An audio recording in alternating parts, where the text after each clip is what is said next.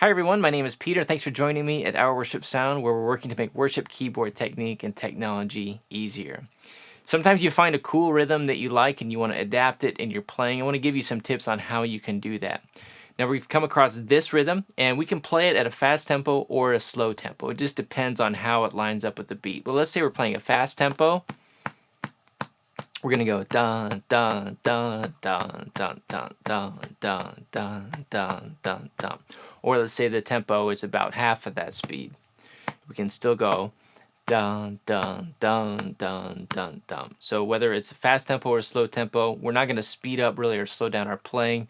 It's just how it lines up with the beat. So we're gonna deal with fast and slow tempos in this video today. But let's say the first thing that you're gonna do is you can simply repeat chord notes on that rhythm. So you're not going to go outside of what you do, but you're going to play the rhythm based on that, just on the chord notes like this.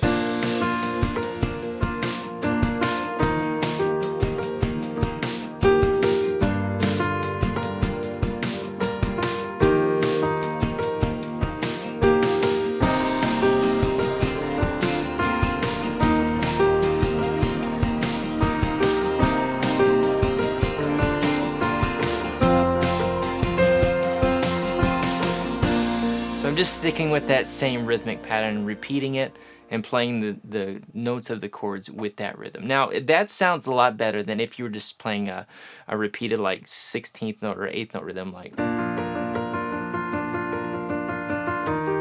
it's kind of a straight up arpeggiated. That doesn't sound as good.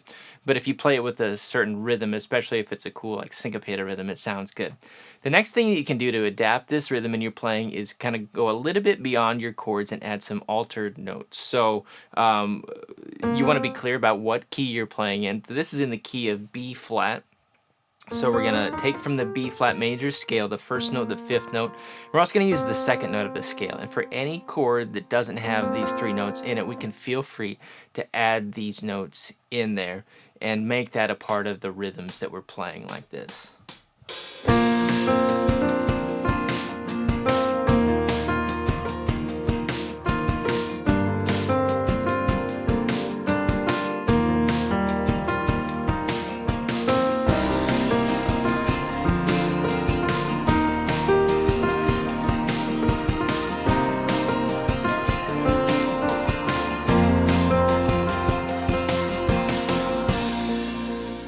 So that gives us a lot more flexibility and color with where we take the chord progression in this. Now, as I'm playing this, I'm also adding some notes kind of in between that rhythm pattern. So you're not hearing just... I'm adding some notes in between with my left hand. And I never do anything fancy with the left hand. It's always just some variation of the root of the chord, the fifth of the chord, and maybe the octave. And I'll just put some of those notes in between some of the notes I play with my right hand. That's just kind of a feel thing that you have to get used to. If you only just play something really simple and then play this pattern with the right hand, that will work as well. So I'm going to keep doing this with my left hand and just demonstrate. So let me slow it down a little bit with the left hand. You can see what I'm talking about.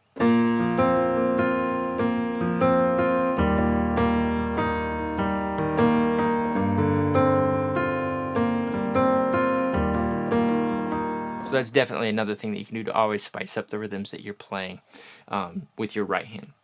All right, so let's go to the slower tempo. We're going to go to the next thing that you can do to adapt your rhythm, and that is simply to play melodically. So get outside of the chords that you're playing, and feel free to add any scale note that you want and play it within the rhythm.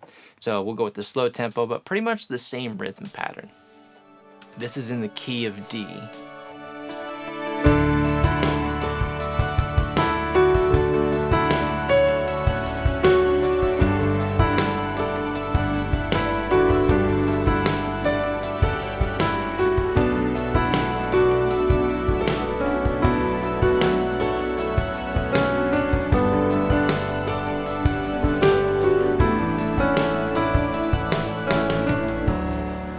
So there I'm just outlining the chords with my left hand like normal, but being free to go about other notes in the right hand, but still playing that same rhythm. All right, and now for the last tip. This is probably my favorite, and I use this technique a lot. I like to play melodic notes, but playing them as octaves.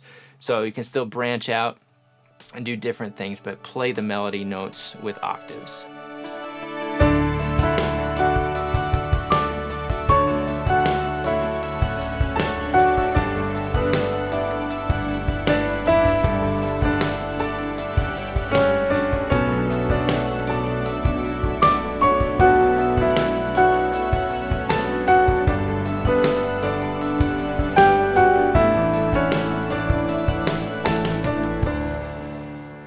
So that was the slow tempo in D major. Let's go back to the fast one in B flat. I'm not going to be playing like a lot faster because I'm playing that same rhythm. It just lines up differently.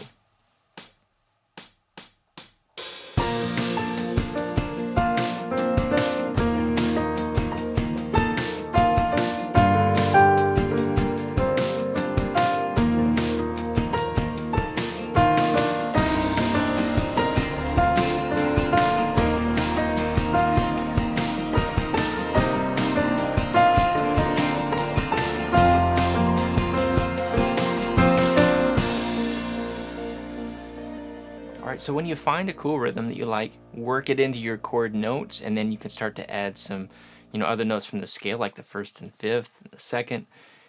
Add some other notes with your left hand, start to play melodically, but just keep that same rhythm. Don't feel like you have to branch out beyond it.